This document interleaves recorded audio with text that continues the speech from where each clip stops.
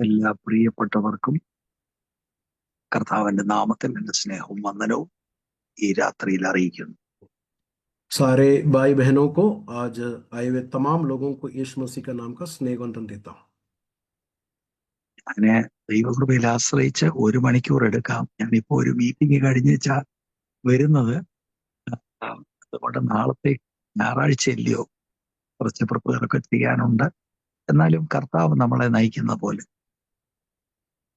और मैं कोशिश करूंगा 1 घंटा पूरा लेने के लिए, क्योंकि कल सुबह रविवार का प्रार्थना भी है और एक मीटिंग खत्म करके प्रभु के दास अपने मीटिंग में आए हुए हैं. ഞാൻ നിങ്ങളുമായിട്ട് ഇന്ന് പങ്കുവെക്കാൻ താല്പര്യപ്പെടുന്നത്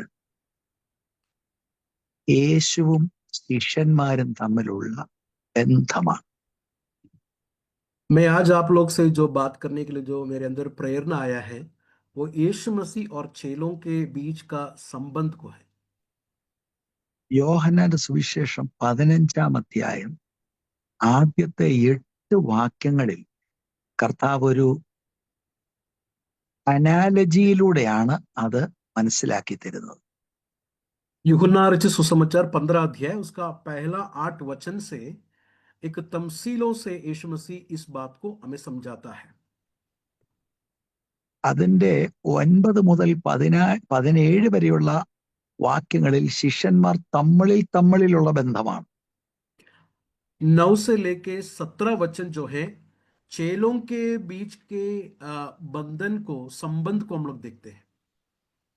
18 മുതൽ 27 വരെയുള്ള വാക്യങ്ങളിൽ ശിഷ്യന്മാരും ലോകവുമായിട്ടുള്ള ബന്ധം.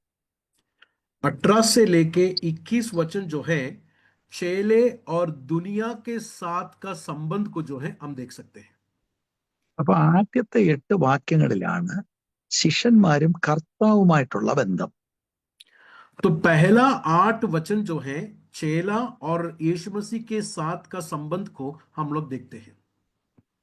അത് മുന്തിരിവള്ളിയും കൊമ്പുകളും എന്ന ഒരു സാദൃശ്യമാണ് അവിടെ കർത്താവ് അതിന് പഠിപ്പിക്കാൻ ഉപയോഗിക്കുന്നത്. और वहां पर अंगूर की डालियां और उस दरख्त को, अंगूर के दरख्त के तमसील को लेकर जो यीशु मसीह इसको सिखाता है. അപ്പൊ 15-ാം അധ്യായത്തിന്റെ 1-ാം വാക്യത്തിന്റെ ആരംഭത്തിൽ ഞാൻ സാക്ഷാൽ മുന്തിരിവള്ളിയും. 15 अध्याय का पहला वचन देखिए किस तरह शुरू होता है, सच्ची दाखलता मैं हूं. അത് കർത്താവായ യേശുക്രിസ്തുവിന്റെ ദൈവത്വത്തെ സൂചിപ്പിക്കുന്ന ഒരു പ്രയോഗമാണ്. ये जो मैं हूं करके जो बोला हुआ है ये यीशु मसीह खुदावंद है कर कर सूचना देती है. നമുക്കറിയാം യോഹന്നാന്റെ സുവിശേഷത്തിൽ 7 ഞാനാകുന്നവൻ എന്നുള്ള പ്രയോഗങ്ങളിലെ അവസാനത്തെ പ്രയോഗമാണിത്. यूहन्ना के सुसमाचार में 7 बार मैं हूं करके जो बोला हुआ 7वां मैं हूं करके बोलता हुआ पद है, हमने यहां पर पढ़ा. ഈ ഒരു സാദൃശ്യ ഭാഷ യഹൂദന്മാർക്ക് വളരെ പരിചയമുള്ള ഒരു കാർഷിക മേഖലയിൽ നിന്ന് എടുത്ത ഒരു പഠനമാണ്. ये जो तमसील है, ये जो उदाहरण जो है, ये यहूदी अच्छे से जानते हैं और एग्रीकल्चर, किसानों के साथ जुड़ा हुआ एक मिसाल को यीशु मसीह ने लेकर बताया है. അപ്പൊ കർത്താവ് ഞാൻ സാക്ഷാൽ എന്നൊരു വാക്ക്, സാക്ഷാൽ എന്ന വാക്കെന്ന് പറഞ്ഞാൽ ഒത്തന്റിക് ആണ്, ജെനുവിനാണ്, ക്വാളിറ്റി ഓഫ് ദ വൈനിനെ അത് കാണിക്കുകയാണ്. ये सच्ची दाखलता का मतलब ये बता रहा है कि ये जेन्युइन है, ये सच है और उस दाखलता का ट्रूथ या सच्चाई को बताता हुआ पद है.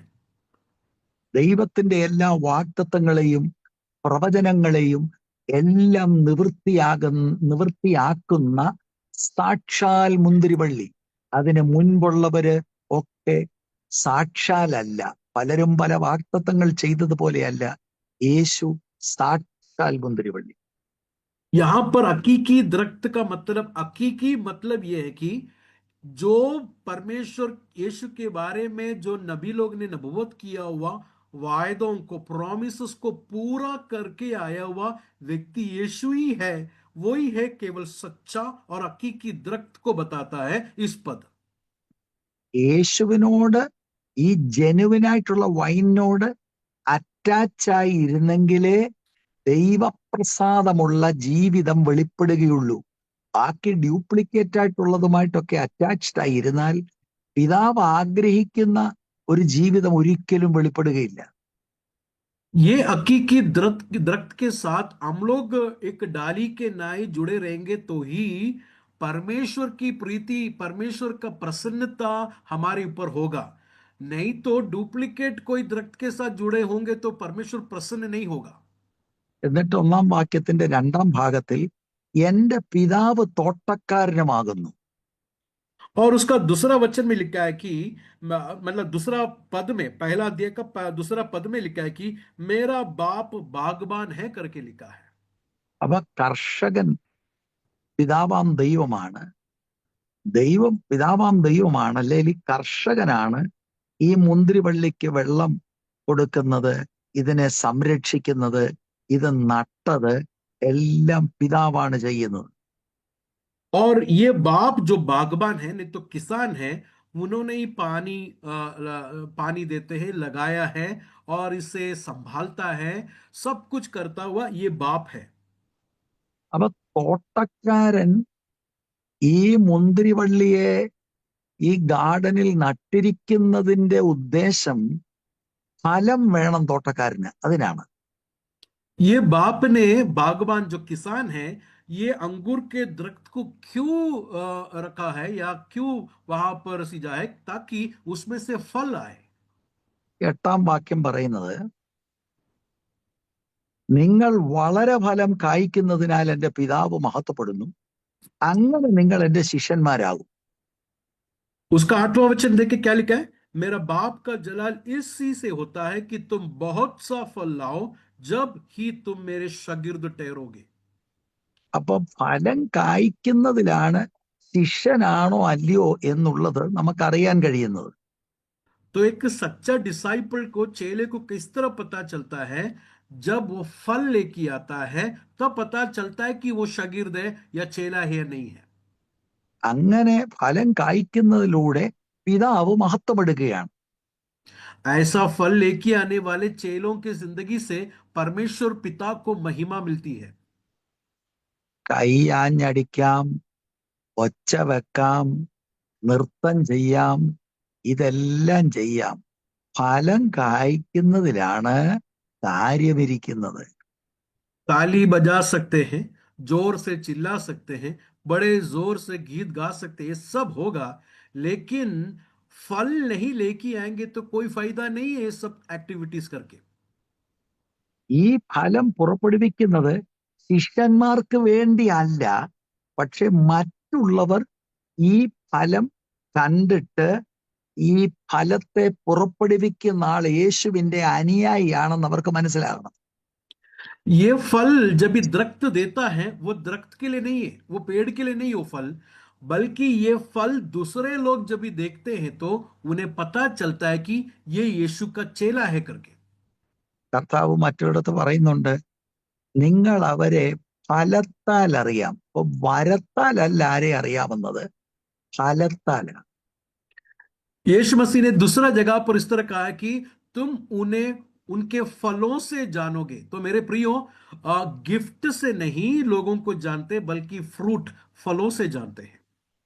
നമുക്ക് പലർക്കും പല ചതിവുകൾ സംഭവിക്കാറുണ്ട്.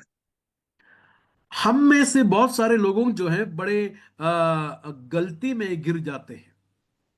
അതിന്റെ കാരണം നമ്മൾ ആളുകളിലേക്ക് ആകർഷിതരാകുന്നത് അവരുടെ ഫലം കണ്ടിട്ടാണ്. ഫലം ചിലപ്പോ ഫലമല്ല, വരം കണ്ടിട്ട്. വരദാനങ്ങളുണ്ട്, അതുപോലെ ചിലർ വളരെ നൈസായിട്ട് വന്ന് താഴ്മയോടൊക്കെ പറയുമ്പോൾ നമുക്ക്, എടാ ഇതൊരു നല്ല ആളാണല്ലോ, ആത്മീകനാണല്ലോ എന്ന് ചിന്ത വരും. പക്ഷെ കർത്താവ് പറയുന്നത് ഫലത്താൽ മാത്രമേ ആളിന്റെ ട്രൂ ക്യാരക്ടർ മനസ്സിലാകുകയുള്ളൂ. हम लोग ऐसे डिल्यूशन में आते, कुछ लोगों के गिफ्ट को देखकर, उनके धीरे धीरे से बात करना, उनके तरीके को देखकर जो है हम गिर जाते हैं। लेकिन गिफ्ट से नहीं एक व्यक्ति को पता चलता है, बल्कि उनके फलों से पता चलता है कि वो शागिर्द है या नहीं। ഈ ഫലം എന്ന വാക്ക് 8 തവണയോളം ഈ അധ്യായത്തിലുണ്ട്. देखिए, फल करके जो वर्ड है, ये तकरीबन 8 बार इस चैप्टर में रिपीट किया है। 2-ാം വാക്യത്തിൽ 3 തവണ, दूसरा वचन में, दूसरा अध्याय में 3 बार। दूसरा हाँ, വാക്യത്തിലാണ്, दूसरा पंक्ति में 3 बार। 4-ാം വാക്യത്തിൽ 2 തവണ, और चौथा पंक्ति में 2 बार। 5, 8, 16 വാക്യങ്ങളിൽ ഓരോ തവണ. 5, 8 और 16 वचन में जो है 1 बार रिपीट किया है। അപ്പൊ ഇനി ഒന്ന് ശ്രദ്ധിച്ചു തന്നെ, अभी आप लोग ध्यान दीजिए इधर। മുന്തിരിവള്ളിയിൽ കൊമ്പിൽ ഫലം കായ്ക്കുന്നത് ഈ ഫലം എന്തായിരിക്കും? तो ये अंगूर का दरख्त में डाली फल लेके आता है, तो ये फल क्या होगा? ഏതായാലും ചക്കയും മാങ്ങായുമല്ല. यहां पर जैक फ्रूट, फणस या आम नहीं होगा, फल होगा। മുന്തിരിവള്ളിയിൽ കായ്ക്കുന്ന കൊമ്പുകൾ പുറപ്പെടുവിക്കാൻ പോകുന്നത് ഗ്രേപ്സാ. अगर अंगूर का दरख्त है तो फल भी अंगूर ही होगा। ഇതുപോലെ തന്നെ കർത്താവായ യേശു ക്രിസ്തു ആകുന്ന മുന്തിരിവള്ളിയോട് അറ്റാച്ച്ഡ് ആയിരിക്കുന്ന ശിഷ്യന് ക്രിസ്തു സ്വഭാവം എന്ന ഫലമാണ് പുറപ്പെടുവിക്കുന്നത്.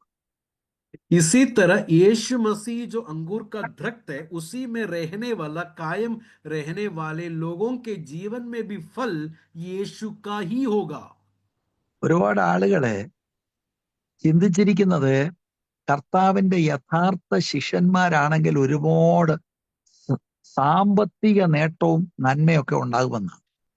बहुत सारे लोग ऐसा सोचते हैं कि यीशु का चेला बनेंगे तो बहुत सारा संपत्ति, बहुत सारा पैसा आ जाएगा। ഞാൻ ഇപ്പോഴൊരിടത്ത് പ്രസംഗിച്ചു വരുന്നത് വെളിപ്പാട് പുസ്തകത്തിലെ സ്മിർന സഭയോടുള്ള ദൂതാണ്.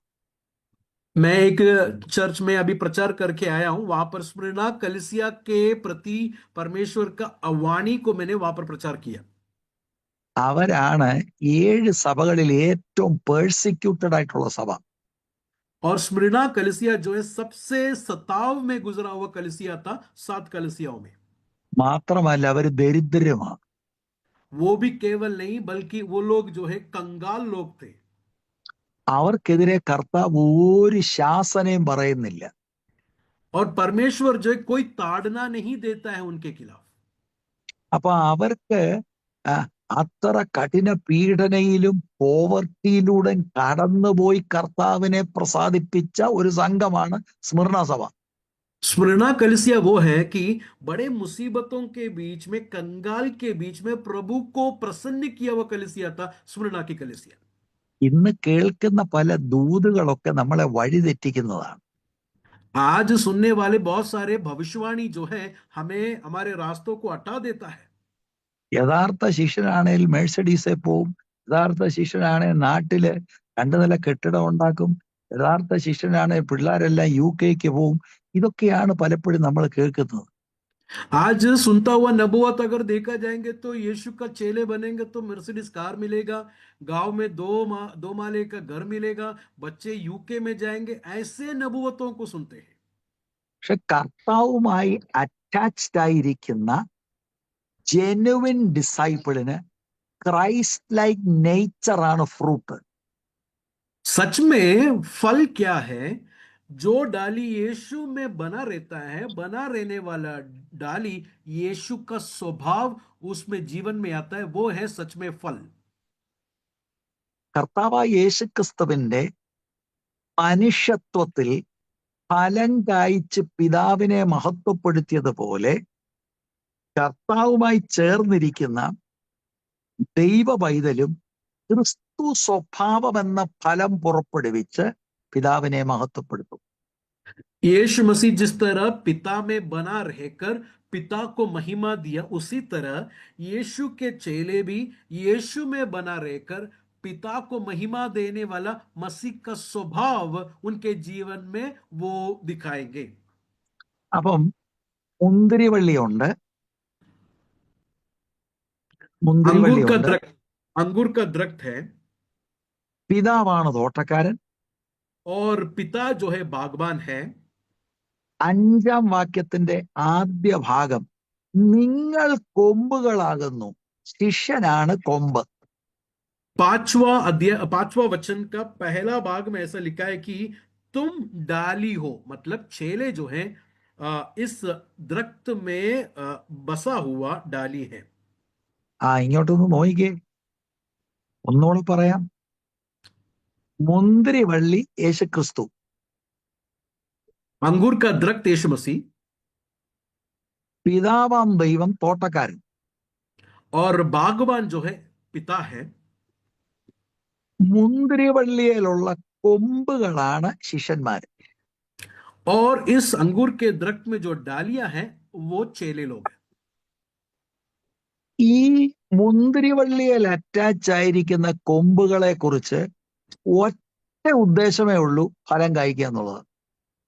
ये अंगूर के दरख्त में जो बना रहने वाला डालियों के बारे में एक ही पर्पस, एक ही मकसद है, फल लेके आना है। ലോകത്തിലെ ഏത് മരത്തിൽ, ഉദാഹരണം പ്ലാവാണ്, പ്ലാവേലെ ഒരു കൊമ്പ് ചക്കയില്ലെങ്കിൽ ആ കൊമ്പ് വെട്ടി വേണേല് ഒരു എന്താ ഫർണിച്ചറിന്റെ ഒരു സോഫ സെറ്റിന് ഒരു കൈയാക്കാം, കട്ടിലിന് ഒരു ക്രോസ് വെക്കാം, എന്ത് വേണേ ചെയ്യാം. മുന്തിരിവള്ളിയിലെ കൊമ്പിന് ഫലമില്ലെങ്കിൽ ഒരു പ്രയോജനവുമില്ല, തീക്കകത്തിടാവുന്നേ ഉള്ളൂ. കാരണം അതിന് കാതലില്ല, അകത്ത് കാതലില്ല. देखिए, एक एक दरख्त को ले, एक मजबूत दरख्त को ले, जैक फ्रूट का ही दरख्त को ले, उसके डाली में अगर फल ले लेके आएगा तो उसको काट के कुछ ना कुछ तो बना सकते हैं, या कुर्सी बनाने का उस कुर्सी का हाथ बना सकते हैं, या बेड का क्रॉस बना सकते हैं, जो मर्जी, उसका कुछ तो उपयोग है बाद में। लेकिन अंगूर का दरख्त में डालियों में फल नहीं है तो उसका कोई प्रयोजन नहीं, उसे केवल आग में ही डाला जाता है। അപ്പം നമ്മളെ ഈ രക്ഷയിലേക്ക് കൊണ്ടുവന്ന് ക്രിസ്തുവിനോട് അറ്റാച്ച് ആക്കിയിരിക്കുന്നതിന്റെ ഒറ്റ ഉദ്ദേശമേ ഉള്ളൂ, പിതാവ് മഹത്വം എടുക്കുന്ന, ക്രിസ്തു കേന്ദ്രിതമാകുന്ന ക്രിസ്തു സ്വഭാവം നമ്മളിൽ നിന്ന് പുറപ്പെടണം. परमेश्वर ने हमें उद्धार देकर मसीह के साथ इसलिए बनाए रखा है, एक ही उद्देश्य है, मसीह का स्वभाव हमारे जीवन में प्रतिफल होना चाहिए। അപ്പൊ ഇത്രയും മനസ്സിലായെങ്കിൽ രണ്ടാമത്തെ വാക്യത്തിലേക്ക് നിങ്ങളുടെ ശ്രദ്ധ തിരിക്കുക. अब इतना समझ में आए तो उसका दूसरा पंक्तियों में हम जरा आएंगे। എന്നിൽ കായ്ക്കാത്ത കൊമ്പൊക്കെയും അവൻ നീക്കിക്കളയുന്നു, കായ്ക്കുന്നതൊക്കെയും അധികം ഫലം കായ്ക്കേണ്ടതിന് ചെത്തി വെടിപ്പാക്കുന്നു. जो डाली मुझ में है और फल नहीं लाती, उसे वो काट डाल देता है, और जो फल लाती है उसे चाटता है ताकि ज्यादा फल लाए। അപ്പൊ നിങ്ങൾ ഒരു കാര്യം ശ്രദ്ധിച്ചോ, 2 തരത്തിലുള്ള കൊമ്പുകളുണ്ട്. आप लोग ने एक बात को नोटिस किया, 2 तरह की डालियां हैं इस दरख्त में।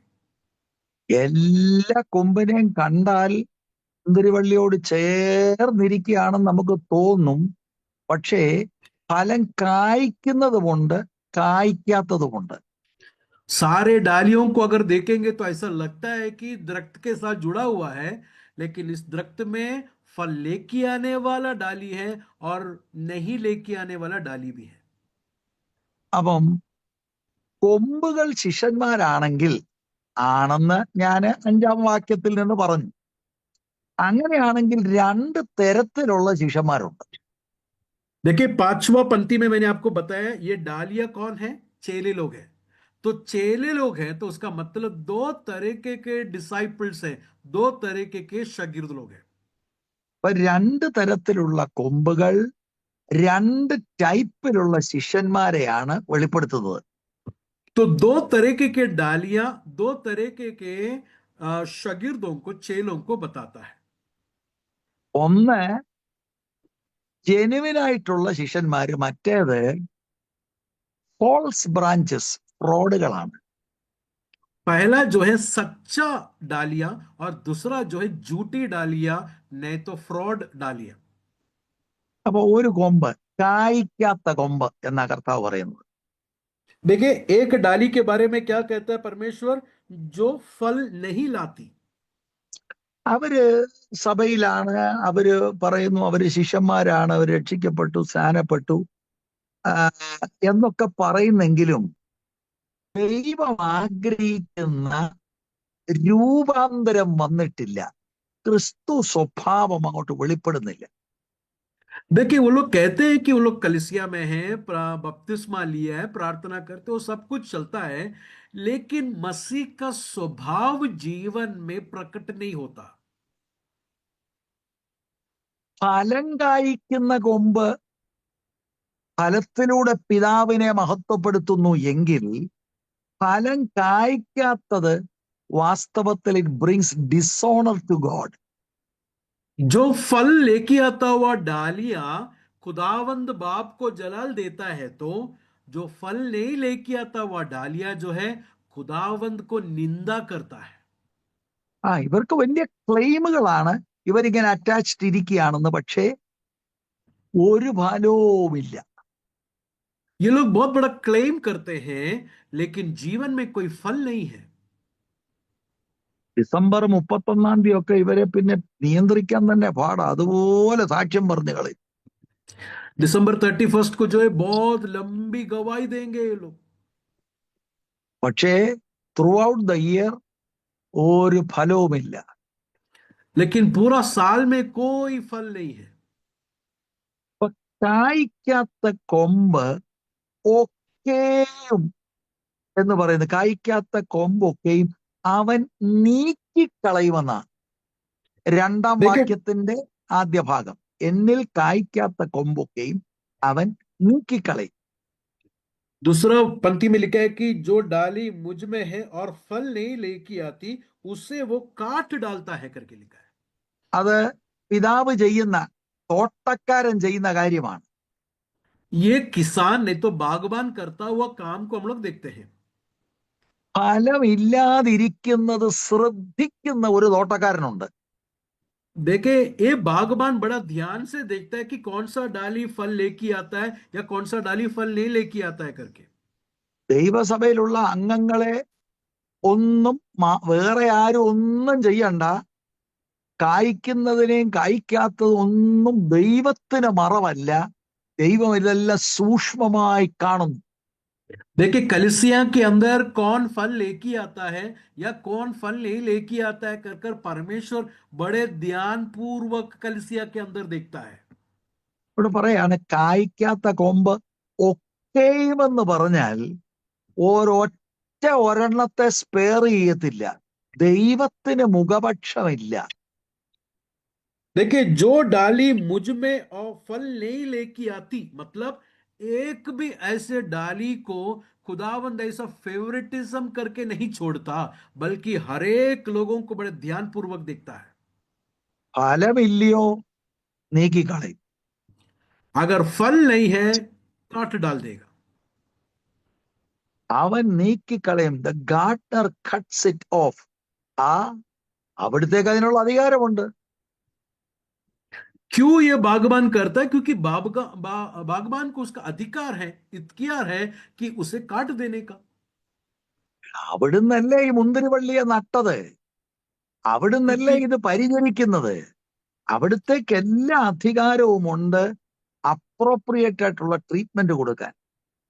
बागबान को पूरी तरह अधिकार है उसके दरख्त में जो डालियां फल नहीं लेके आता है उसे काट देने का, क्योंकि उन्होंने रखा हुआ एक मकसद है. ഇനി നിങ്ങൾ ഒന്ന് ശ്രദ്ധിക്കണം. अभी आप लोग बड़े ध्यान पूर्वक इसे सुनिए. ഡോണാമോളെ കണ്ടതിൽ എനിക്ക് വലിയ സന്തോഷം. ഈ കോണ്ടെക്സ്റ്റ് വെരി ഇമ്പോർട്ടന്റ് ആണ്. ये संदर्भ, ये कॉन्टेक्स्ट जो है बहुत ही महत्वपूर्ण है। കർത്താവിത എപ്പോൾ പറയുന്നു, ആരോട് പറയുന്നു? परमेश्वर यीशु मसीह ये किसको कह रहा है और ये कब कह रहा है? സി, ജോൺസ് ഗോസ്പല് നിങ്ങൾ പരിശോധിച്ചാൽ ആദ്യത്തെ 12 അധ്യായങ്ങൾ യേശുക്രിസ്തുവിന്റെ പരസ്യ ശുശ്രൂഷയാണ്. अगर यूहन्ना के सुसमाचार देखेंगे तो पहला 12 अध्याय जो है यीशु मसीह के पब्लिक मिनिस्ट्री को हम लोग देखते हैं। 13 മുതൽ 17 വരെയുള്ള അധ്യായങ്ങൾ കർത്താവിന്റെ രഹസ്യ ശുശ്രൂഷ ശിഷ്യന്മാരോടുള്ള ബന്ധത്തിൽ. 13 से लेके 17 अध्याय जो है यीशु मसीह और चेलों के बीच में रहस्य, नहीं तो प्राइवेट मिनिस्ट्री को हम लोग देखते हैं। 17 അധ്യായം മഹാപുരോഹിത പ്രാർത്ഥനയാണ്. और 17 अध्याय जो है महापुरोहित प्रार्थना, बड़ा काइन का दुआ हम लोग देख सकते हैं। 18, 19, 20, 21 അധ്യായങ്ങളിലാണ് കർത്താവിനെ അറസ്റ്റ് ചെയ്യുന്നു, ക്രൂശിക്കപ്പെടുന്നു, ഉയർത്തെഴുന്നേൽക്കുന്നു. 21 അധ്യായത്തിൽ ഉയർത്തെഴുന്നേറ്റ ശേഷമുള്ള പ്രത്യക്ഷതകൾ. ഇതാണ് ജോൺസ് ഗോസ്പൽ. 18 से लेके 21 अध्याय को हम लोग अगर संक्षेप में देखेंगे तो यीशु मसीह को पकड़वाया गया, उन्हें ट्रायल किया गया, उन्हें जो है बांध कर सूली पर लटका गया और दफनाया गया, जी उठाया गया। उसके बाद अपने चेलों को प्रकट किया, वो है 21वां अध्याय। ये है അപ്പൊ सुसमाचार यूहन्ना का। അപ്പൊ ക്രൂശിക്കപ്പെടുന്നതിന് തൊട്ടു മുൻപ് 2 പ്രധാന പാഠങ്ങൾ യേശു ശിഷ്യന്മാരെ പഠിപ്പിച്ചു. तो सूली में जाने से पहले यीशु मसीह ने 2 प्रथम पाठ को जो है अपने चेलों को सिखाया। 13 അധ്യായത്തിന്റെ 31 മുതൽ 14 അധ്യായം വരെ ഒന്നാമത്തെ പാഠം, രണ്ടാമത്തെ പാഠം 15, 16 അധ്യായം. पहला पाठ, पहला लेसन जो है 13 अध्याय का 31 से लेके पूरा 14वां अध्याय के 31 तक। दूसरा पाठ, दूसरा लेसन जो है 15 और 16 अध्याय। അപ്പൊ ഇവിടെ 15 അധ്യായമാണ് നമ്മളിപ്പോ ചിന്തിക്കുന്നത്. तो हम लोग जो है इसका सेकेंड पार्ट को देख रहे हैं जो 15 अध्याय है। എന്നിൽ കായ്ക്കാത്ത കൊമ്പൊക്കെയും അവൻ നീക്കിക്കളയുന്നു എന്ന് പറയുമ്പോൾ പശ്ചാത്തലത്തിൽ 13 അധ്യായത്തിന്റെ 27 മുതൽ 30 വരെയുള്ള വാക്യങ്ങളിൽ ജൂഡാസ് ആ സംഘം വിട്ടിറങ്ങിപ്പോകുന്നുണ്ട്. കോൺടെക്സ്റ്റിൽ ഈ വെട്ടിക്കളയുന്ന കൊമ്പ് ജൂഡസിനെ ആയി ചിന്തിക്കുന്നതിൽ തെറ്റില്ല. देखिए 15 अध्याय का जो हमने अभी पढ़ा कि जो डाली मुझ में फल नहीं लेके आता है उसे बागवान काट देता है, इसका कॉन्टेक्स्ट संदर्भ देखेंगे तो 13 अध्याय का 27 से लेके 30 वचन जो है जूडस के बारे में। तो जूडस के बारे में शायद बोलता होगा कि काट देंगे करके, वो ऐसा सोचना गलत नहीं है। കർത്താവായ യേശുക്രിസ്തുവിനോട് ചേർന്ന് നടക്കുകയും കർത്താവിന്റെ പഠിപ്പിക്കലുകൾ നേരിട്ട് ശ്രദ്ധിക്കുകയും കർത്താവ് അയച്ചപ്പോഴ് മാനസാന്തരം പ്രസംഗിക്കുകയും രോഗികളെ സൗഖ്യമാക്കുകയും ചെയ്യുന്നവൻ ഒരുത്തൻ ഫ്രോഡായിരുന്നു. देखिए यीशु के साथ इतना करीब चल के और बहुत सारे मौजसे किए, मन फिराने का मैसेज भी उन्होंने बोला, इतना सरमन्स मैसेजेस को उन्हें सुना, तो भी वो फ्रॉड निकला, झूठा निकला। കൂടെ നടക്കുന്ന മറ്റ് ശിഷ്യന്മാർക്ക് പോലും ഇവനെ ഒരു സംശയവുമില്ല. साथ चलने वाले बाकी 11 चेलों को इनके बारे में कोई एक डाउट भी नहीं है उनके अंदर। ബാക്കി എല്ലാവരെയും പോലെയാണ് അവനും. बाकी सारे लोगों के जैसा ये भी। അവനെ ആളുകൾ ശിഷ്യനെന്നാണ് കരുതിയിരുന്നത്. सारे लोग भी यही सोचा था कि ये भी यीशु का शागिर्द है करके। അപ്പൊ ഈ സംഘത്തിൽ ബാക്കി 11 പേര് അവര് ട്രൂ ഡിസൈപ്പിളും ഈ ഒരാള് ഫോൾസ് ആയിട്ടുള്ള ഡിസൈപ്പിളിനും പ്രതീകമായി നിൽക്കുകയാണ്. देखिए तो 12 चेलों में 11 चेले जो है सच्ची शागिर्द लोग हैं और उसमें से एक झूठा निकला करके हम लोग देख सकते हैं। അപ്പൊ കർത്താവ് ദൈവത്തിന്റെ കണ്ണ് എല്ലാവരുടെ മേലും ഉണ്ട്. കർത്താവിൽ കായ്ക്കാത്ത കൊമ്പ് ഒക്കെയും ആരാണെങ്കിലും കർത്താവിന്റെ ശ്രദ്ധയിലുണ്ട്, കർത്താവ് നീക്കം ചെയ്യും. तो कहने का मतलब यह है कि फल नहीं लेके आने वाला कोई भी होने दो, परमेश्वर को कोई पक्षपात नहीं है, कोई भी होने दो, परमेश्वर उसे काट देता है। ഒരുപാട് ആളുകൾ ചിന്തിച്ചിരിക്കുന്നത് നമ്മളിങ്ങനെ ഒരു പരസ്യ സ്ഥലത്ത് ഒരു യോഗത്തിലൊക്കെ കൂടിയാൽ അങ്ങനൊക്കെ നമുക്ക് ആളുകളെ എല്ലാം കളിപ്പിക്കാമെന്നൊക്കെയാണ്. ശരിയാ, കുറെ ആളുകളെ കുറെ കാലത്തേക്ക് നമുക്ക് കളിപ്പിക്കാം. പക്ഷേ ദൈവത്തെ കളിപ്പിക്കാമെന്ന് നമുക്ക് ചിന്തയുണ്ടെങ്കിൽ നമ്മൾ എത്ര മൂഢരാണ് പ്രിയരെ. बहुत सारे लोग सोचते हैं कि जब भी हम लोग इकट्ठा आते हैं, सब एक साथ रहेंगे, तो हम दूसरों को जो है फंसा सकते हैं, ऐसा दुगलापन झीके। लेकिन मेरे प्रियो, हम परमेश्वर को नहीं फंसा सकते ऐसे बातों में। അപ്പൊ കുറെ ആളുകൾ 11 പേര് കർത്താവിൽ വസിച്ച് ഫലം കായ്ക്കുന്നു. ഒരാള് അതിൽ ഫലം കായ്ക്കാത്തവനുണ്ട്. ആ പുള്ളി പൈസ പിടിക്കുന്ന ട്രഷററാ, പക്ഷെ കർത്താവ് പൊക്കി. ये 11 लोग फल देने वाले लोग थे, लेकिन एक बंदा जो उनमें से अलग था, किसी को भी पता नहीं था, वो खजांची था, उसके हाथ में इस पैसे की थैली थी। അപ്പം ഔട്ട്വേർഡ് അപ്പിയറൻസ് അയാൾക്കുണ്ട്, പക്ഷേ ആക്ച്വലി ഫ്രൂട്ട് ബെയർ ചെയ്യുന്ന അറ്റാച്ച്മെന്റ് ഇല്ല.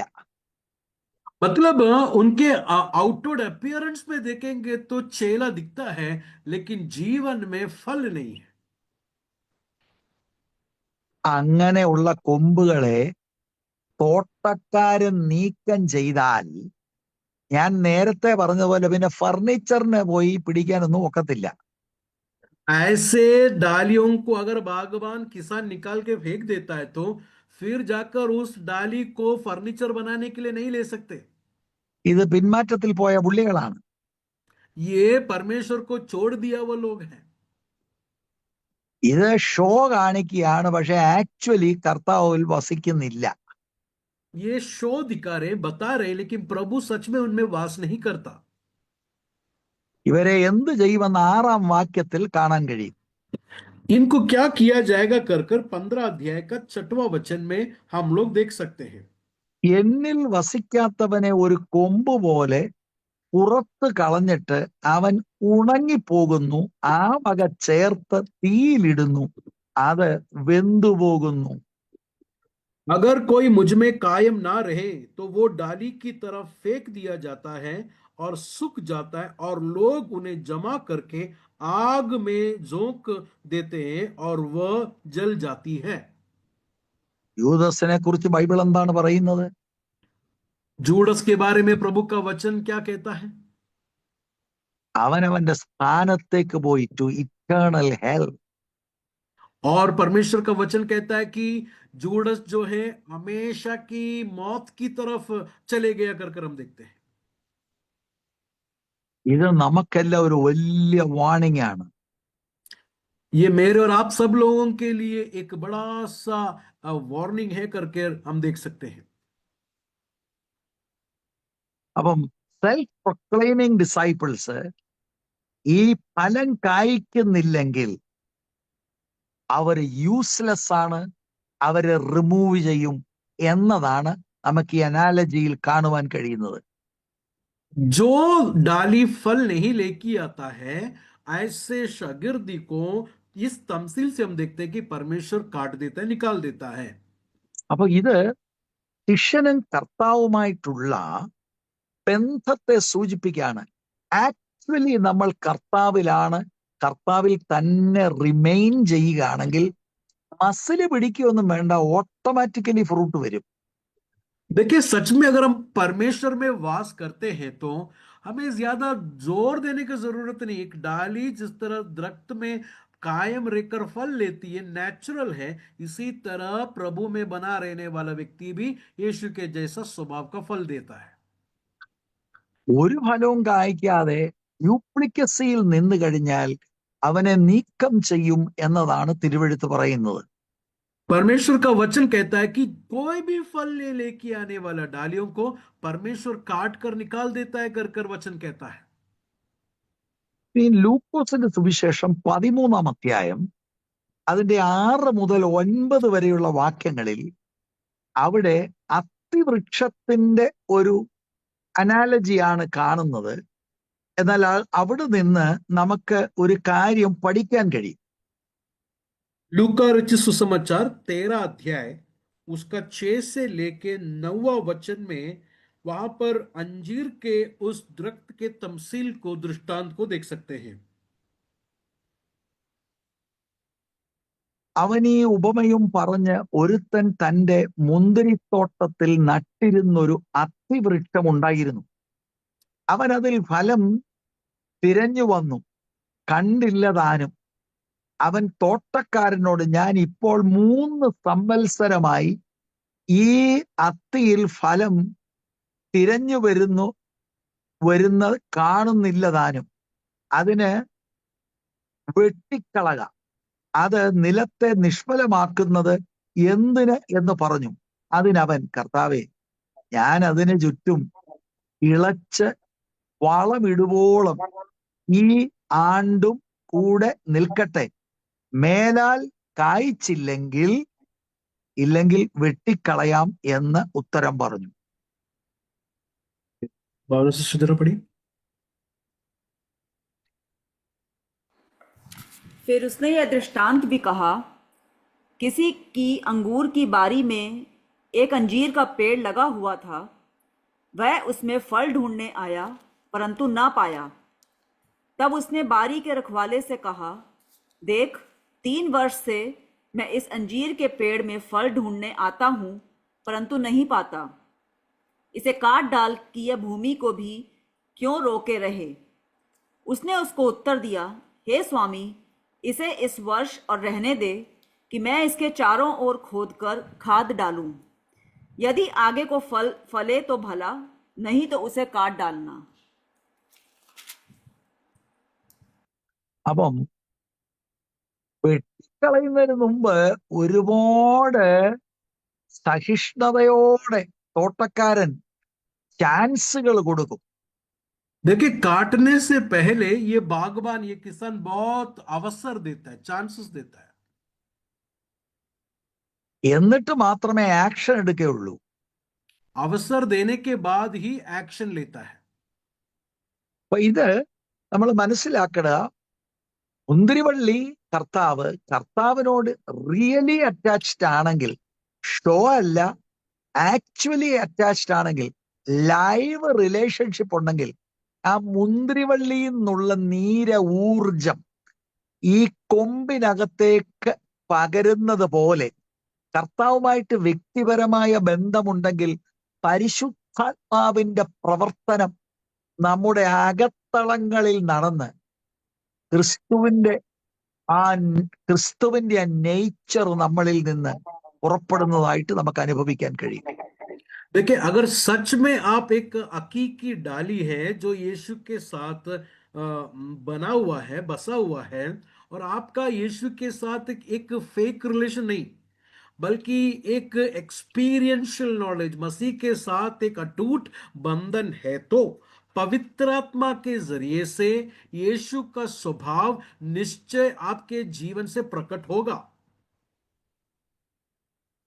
ഇനിയും 2-ാം വാക്യത്തിന്റെ 2-ാം ഭാഗം നോക്കി. दूसरा वचन के पंक्ति के दूसरा पद को जरा देखिए। കായ്ക്കുന്നതൊക്കെയും അധികം ഫലം കായ്ക്കേണ്ടതിന് ചെത്തി വെടിപ്പാക്കുന്നു. यूहन्ना रचित सुसमाचार 15 अध्याय उसका दूसरा वचन का दूसरा उसमें देखते हैं कि और जो डाली फल लेके आती है उसे वो चाटता है ताकि वो ज्यादा फल लेके आए। അപ്പൊ ഹാബിച്വലായി ഫലമില്ലാത്തതിനെ വെട്ടിത്തട്ടുന്നു, ഫലം കായ്ക്കുന്നതിനെയോ അതിനും ട്രീറ്റ്മെന്റ് ഉണ്ട്. देखिए, जो फल नहीं लेके आता है उसे जो है काट देता है, लेकिन जो फल लेके आता है उसको भी बागबान किसान ट्रीट करता है। ശക്തി വെളിപ്പാക്കുന്നെന്ന് അവിടെ എഴുതിയിരിക്കുന്നു. वहां पर लिखा है कि वो चाटता है और प्योर्ज करता है उसे. അപ്പൊ ഈ തോട്ടക്കാരൻ ഈ കൊമ്പുകളെയും വളരെ ശ്രദ്ധയോടെ നോക്കുന്നുണ്ട്. എന്നിട്ട് അതിന്റെ സീസൺ വരുമ്പോൾ ചെത്തും, അല്ലെങ്കിൽ പ്രൂൺ എന്ന വാക്ക, പ്രൂൺ ചെയ്യും അതിനെ. और ये बागबान जो है, जिस तरह जो फल नहीं लेके आता हुआ डालियों को बड़े ध्यानपूर्वक देखता है, उसी तरह बाकी डालियों को भी ध्यानपूर्वक देखता है. जो फल लेके आता है उसे प्रून करता है, नहीं तो उसे चाटता है, उसे साफ करता है. ഈ ചെത്തുക, പ്രൂൺ എന്ന വാക്ക് ശരിക്കും അതിന്റെ അർത്ഥം ശുദ്ധീകരിക്കും അതിനെ. प्रूनिंग का मतलब चाटता है, उसका मतलब ये कि साफ करता है, शुद्ध करता है. അതിന്റെ ഉദ്ദേശം ഈ ഫലം കായ്ക്കുന്ന ശിഷ്യന് പൊട്ടൻഷ്യൽ ഉണ്ട് അധികം കായ്ക്കാൻ. അതിനുവേണ്ടിയാണ് അത് ചെയ്യുന്നത്. क्यों परमेश्वर ऐसा प्रून करता है, चाटता है, ताकि ये जो फल लेके आने वाला शागिर्द है ना, उसे और भी फल लेके आने के लिए पोटेंशियल है. इसके लिए परमेश्वर उसे साफ करता है, शुद्ध करता है. ഈ അറ്റാച്ച്ഡ് ആയി നിൽക്കുമ്പോഴേ നല്ല ഷാർപ്പായിട്ടുള്ള നൈഫ് കൊണ്ടുവന്ന് ഇങ്ങനെ ചെത്തും എന്ന് പറഞ്ഞാൽ തടിച്ചു നിൽക്കുന്ന ഈ അതിനകത്തെ സ്കിന്നൊക്കെ ഇങ്ങനെ ചെത്തും. അത് വർഷത്തിൽ ഒരിക്കൽ അത് ചെയ്യുന്ന ട്രീറ്റ്മെന്റ്. ഈ ചെത്തുമ്പോ അത് അത്ര സുഖമല്ലിതേ, നമുക്ക് വലിയ പ്രയാസമൊക്കെ തോന്നും. പക്ഷെ തോട്ടക്കാരന്റെ ദൃഷ്ടി മുഴുവൻ അവിടാണ്. പിന്നെ ചിലർക്ക് ഒരു വേദനയില്ല. അതാണ് ശ്രദ്ധിക്കേണ്ടത്. ഇത് തട്ടിപ്പോയതാണോ എന്നുള്ളതാ. വേദനകളും പ്രയാസങ്ങളും ഒക്കെ കൂടെ ഉണ്ടെങ്കിൽ കൊള്ളാം.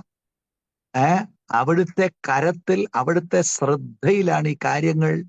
അവിടുന്ന് അധികം ഫലം കായ്ക്കേണ്ടതിന് ചെത്തുകയാണ്. साल में एक बार फल लेके आने वाले डालियों को जो है उस बागबान जो है चाटता है, उसे साफ करता है. करने के वक्त दर्द है, पेनफुल है वो बात. लेकिन कुछ डालियों को जो दर्द ही नहीं है तो समझ लेना शायद ये जान गया है या फल नहीं दे रहा है करके. लेकिन बार बार हमारे जीवन में ऐसे ट्रायल्स आते हैं या परमेश्वर में शुद्धिकरण में लेके जाते हैं, वो अधिक फल लेके आने के लिए है. ഇനിയും ശുദ്ധീകരണം എങ്ങനെയാ എന്നുള്ളതിന് ഒരു കാര്യം കോണ്ടെക്സ്റ്റിൽ തന്നെ 3-ാം വാക്യം നോക്കി. ഞാൻ നിങ്ങളോട് സംസാരിച്ച വചന നിമിത്തം നിങ്ങൾ ഇപ്പോൾ ശുദ്ധിയുള്ളവരാകുന്നു. ये शुद्धिकरण किस तरह होता है, ये साफ किस तरह होता है, ये कॉन्टेक्स्ट में ही देखिए. उसका 3रा वचन में क्या लिखा है? अब तुम उस कलाम के सबब से जो मैंने तुमसे किया है पाक हो.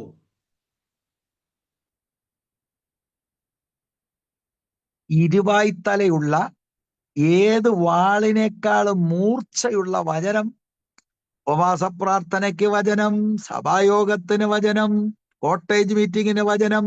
ഈ കുത്തല് വന്നിട്ടുണ്ടോ? കുത്തും ചെത്തും ഒക്കെ. അപ്പൊ നമ്മൾ പറഞ്ഞിട്ടില്ലേ, ഇത് എപ്പോഴും ഞങ്ങളെ കുത്തുകാന്ന്. വേദന പോലെ തോന്നിയിട്ടുണ്ടോ? ചെത്തല പോലെ തോന്നിയിട്ടുണ്ടോ? ഉണ്ടെങ്കിൽ അധികം ഫലം കായ്ക്കാനാ. ചിലരെ കുത്തിയാലും വെട്ടിയാലും എന്താണേലും ഒരു പ്രശ്നവും ഇല്ലാത്ത പുള്ളികളുണ്ട്. അവർക്ക് ഇത് എന്താ സംഭവം എന്ന് പോലും അറിയത്തില്ല. ഒരു ദൈവദാസൻ, ഏത് ദൈവദാസനാകട്ടെ, സഭായോഗത്തില്, കോട്ടേജ് മീറ്റിങ്ങില് ദൈവവചനം വെച്ച് നമ്മുടെ ഹൃദയത്തിനകത്ത് കീറി മുറിച്ച് വരുന്നുണ്ടെങ്കിൽ അതിന് വിധേയപ്പെട്ടാൽ അധികം ഫലം കായ്ക്കാൻ വേണ്ടി ദൈവം ചെയ്യുന്ന ഒരു പ്രക്രിയയാണ്. देखिए, फास्टिंग प्रेयर में प्रभु का वचन, संडे सर्विस में प्रभु का वचन, कॉटेज मीटिंग में प्रभु का वचन, समय मिलने के समय तक पूरा प्रभु का वचन सुनकर दिल को चोट पहुंच रहा है क्या? तो दिल को चोट पहुंच रहा है तो समझ लेना परमेश्वर हमें चाहता है ताकि हम पाक साफ हो जाए, तो इसके लिए परमेश्वर के वचन के अधीन में रहकर हम लोग जिएंगे तो हम अधिक फल लेके आएंगे। അപ്പം രണ്ട് തരത്തിലുള്ള ശിഷ്യന്മാരാ. ഒന്നിന് അധികം സമയം നോക്കും, ഫലം കായ്ക്കാത്ത നിമിത്തം അതിനെ ഔട്ടാക്കും. ഈ ഔട്ടാക്കും എന്ന് പറഞ്ഞാൽ ചിലപ്പോ സഭയിൽ ഇങ്ങനെ ഇരിക്കും, പക്ഷേ കർത്താവുമായിട്ട് അറ്റാച്ച്ഡ് അല്ലാത്തതുകൊണ്ട് ബന്ധമില്ലാതെ പോവും.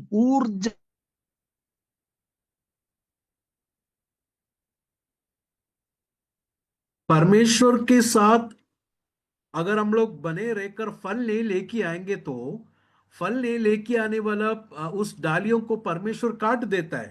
काटने का मतलब ये नहीं है कि कलिसिया से बाहर जाएगा, कलिसिया के अंदर वो शायद रहेगा, लेकिन वो फल नहीं लेके आएगा कर कर हम लोग देखते हैं।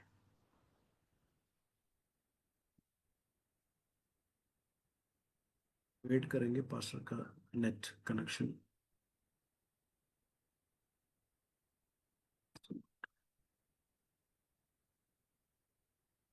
या ഓക്കെ.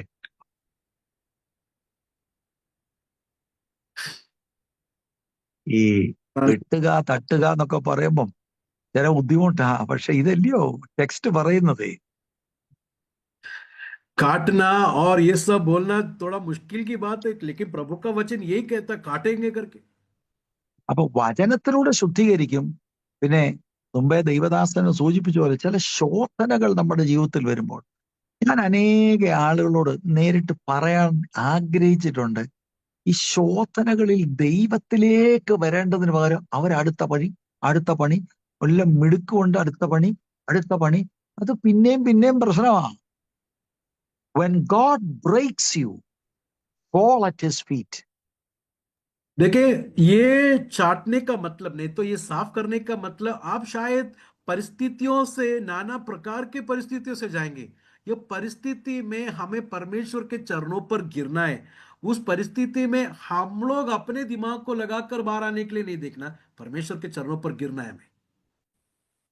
ഇനിയും 4 മുതലുള്ള വാക്യങ്ങൾ എന്നിൽ വസിപ്പീൻ. ഈ വസിക്കുക എന്നുള്ളതാണ് വാസ്തവത്തിൽ ഫലം കായ്ക്കുന്നതിനുള്ള സീക്രട്ട്. അബൈഡിങ് അല്ലെങ്കിൽ റിമൈനിങ്. चौथा वचन में इस तरह लिखा है कि तुम मुझ में कायम रहो। ये कायम रहो करके जो वर्ड है, ये है इस पूरा अध्याय का एक संक्षेप में वर्ड। अबाइडिंग नहीं तो उसमें बने रहना, वो है कायम का मतलब। എന്നിൽ വസിപ്പീൻ, ഞാൻ നിങ്ങളിലും വസിക്കും. കൊമ്പിന് മുന്തിരിവള്ളിയിൽ വസിച്ചിട്ടല്ലാതെ സ്വയമായി കായ്പാൻ കഴിയാത്തതുപോലെ എന്നിൽ വസിച്ചിട്ടല്ലാതെ നിങ്ങൾക്ക് കഴിയുകയില്ല. ഒരാക്ടിങ് പരിപാടിയിലും നടക്കത്തില്ല. Real genuine relationship with the Lord is fundamental. देखिए, तुम मुझ में कायम रहो और मैं तुम में।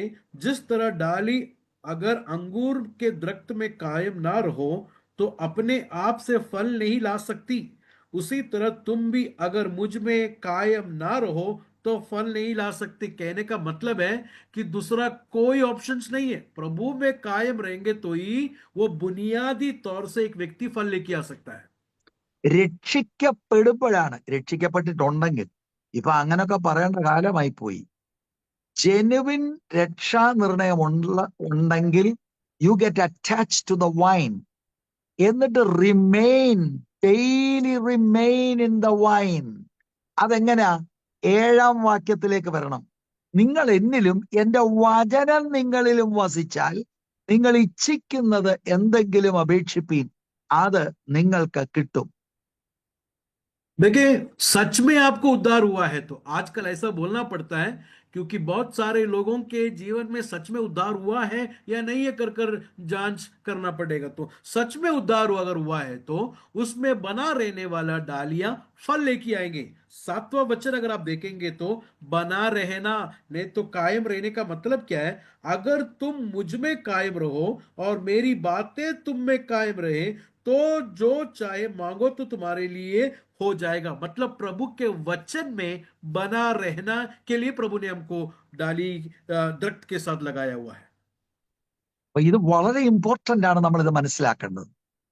ये बहुत ही महत्वपूर्ण है, कर कर भाइयों बहनों ये इसको समझना है। കാരണം അങ്ങനെയാണെങ്കിലേ 8ാം വാക്യത്തിൽ നിങ്ങൾ വളരെ ഫലം കായ്ക്കുന്നതിനാൽ എന്റെ പിതാവ് മഹത്വപ്പെടുന്നു, അങ്ങനെ നിങ്ങൾ എന്റെ ശിഷ്യന്മാരാകും. അപ്പൊ ആരാണ് ഈ യഥാർത്ഥ ശിഷ്യൻ? ഫലം കായ്ക്കുന്നയാൾ. എങ്ങനെ ഫലം കായ്ച്ചു?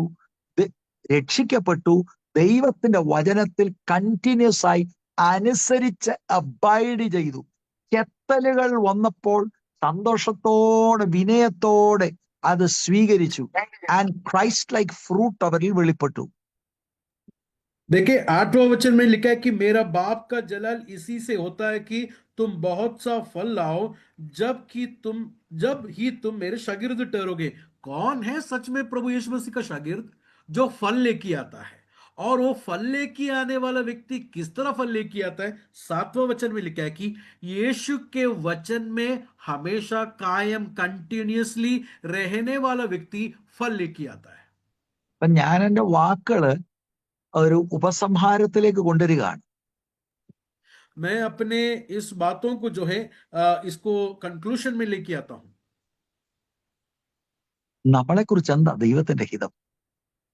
मेरे प्रियो, मेरे और आपके बारे में परमेश्वर की मर्जी क्या है? ഓ, ദുബായിയുടെ പ്രദേശത്ത് എനിക്കൊരു ജോലി കിട്ടി, ഞാനൊരു വണ്ടി മേടിച്ച് നാട്ടിലൊരു ഇതൊക്കെ ദൈവഹിതമാണ്, നടന്നോട്ടെ. ഇതല്ല മെയിൻ പ്രൊജക്ട്.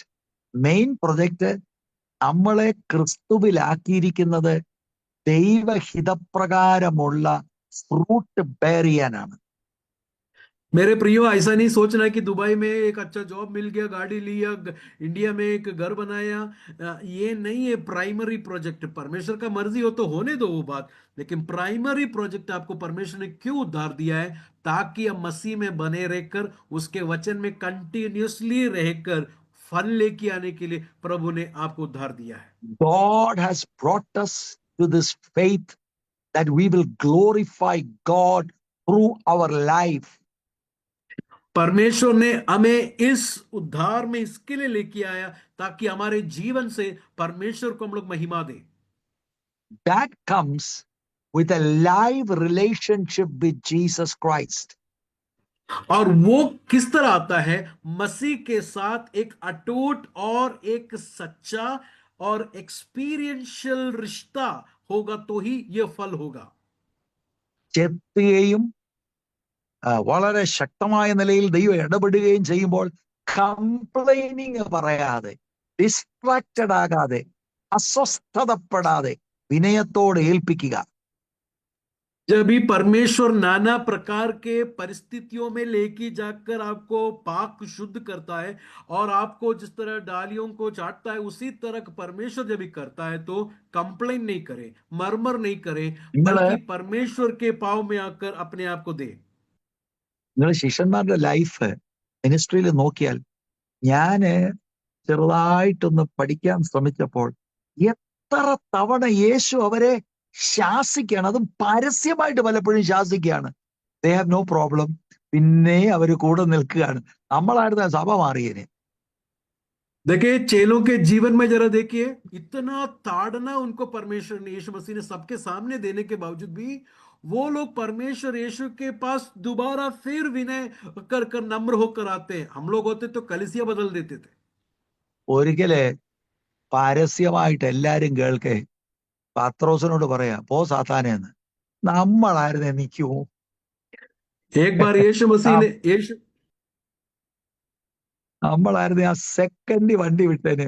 എന്നിട്ട് നമ്മളെ സ്വീകരിക്കാൻ വേറെ ഒരു 100 സഭയുണ്ട് താനും. എന്റെ പ്രിയരെ, ശാസന ഇല്ലാത്തതും ശിക്ഷണ നടപടി ഇല്ലാത്ത സഭ, ദാറ്റ് ഈസ് നോട്ട് റൈറ്റ്. ആത്മനിറവുള്ള സഭയിൽ ശാസനയുണ്ട്, ശിക്ഷണ നടപടിയുണ്ട്. അതിനകത്ത് നമ്മൾ താഴ്മയോടെ നിൽക്കുമ്പോഴാണ് അനുഗ്രഹം. देखिए सबके सामने एक बार यीशु मसीह ने पतरस को देखकर बोला कि चले जा शैतान। अगर हमको ये बोलते तो हम लोग उसी टाइम चले जाते थे, लेकिन पतरस परमेश्वर के अधीन में रहे मेरे प्रियो, कलीसिया में डिसिप्लिनिंग करके बात होता है, पर कलीसिया में ताड़ना होता है। प्रभु के वचन से हमें सुधार में लेके आता है प्रभु का वचन। ആക്ച്വലി ഞാൻ മനസ്സിലാക്കിയ ഒരു സത്യം പറയാം. There are two institutions that God has instituted. One is marriage, one is church.